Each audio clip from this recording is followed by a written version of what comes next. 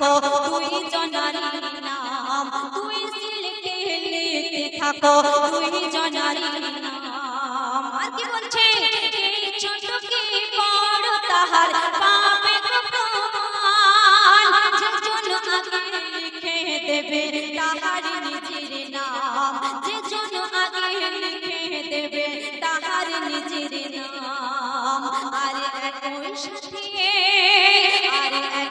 সাথে দুজন লিখে ফাতেমার জিগায়ে, আর একই সাথে দুজন লিখে ফাতেমার জিগায়ে। ও আম্মু বলো কে বড় ছোট আমরা দুনিয়ায়, ও আম্মু বলো কে বড় ছোট আমরা দুনিয়ায়। একদিন একদা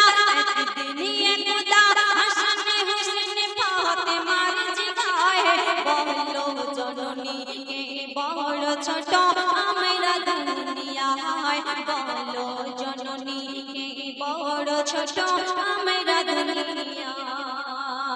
যখন মা ফাতেমার কাছে ওই প্রশ্নের উত্তর মেলেনি, মা ফাতেমা বলেছিল যে তোমরা দুটো সিলেটে দুজনের নাম লিখতে থাকো, আর যে জন আগে লিখে দেখাবে আমায় সেই সম্মানে বড়, সেই হবে বড়।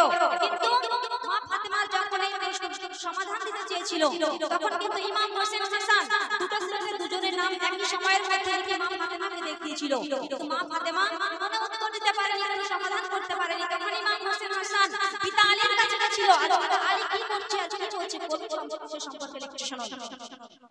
হোসেন হাসান ছুটে ছুটে পিতা আলীর কাছে যায়, আর একই প্রশ্ন পিতার কাছে তারা জানতে চায়, একই প্রশ্ন পিতার কাছে তারা জানতে চায়। আর তখন আলী কি বলছে, বলল আলী তুই ডালিল বড় হতই জানা, সেই তো বড় যার ডালিমে হবে বেশি জানা, সেই তো বড় যার ডালিমে হবে বেশি জানা।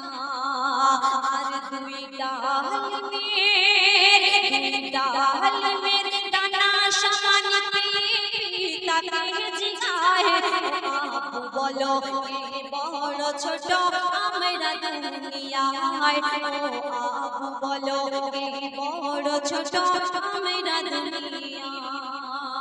যখন পিতা আলীর কাছে গেছিল, তখন পিতা আলী বলেছিল যে ওই গাছ থেকে তোমরা দুজন দুটো ডালিম করো এবং যার ডালিমের বেশি দানা হবে সেই বড়।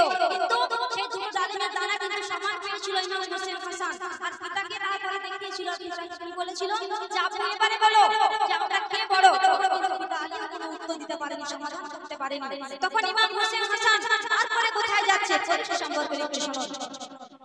সঠিক উত্তর না পেয়ে তারা নানার কাছে যায়, দয়ার নবী খোদার ধ্যানে ছিল সেই সময়, আর